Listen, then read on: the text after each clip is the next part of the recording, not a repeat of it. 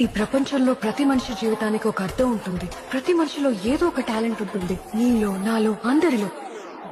అది అర్థం చేసుకున్న రోజే మనిషి నిజమైన జీవితం మొదలవుతుందని నా నమ్మకం. నాకున్న టాలెంట్ ని యూజ్ చేసుకుని నాకు లైఫ్ లో ఏదో ఒకటి సాధించాలని ఉంది.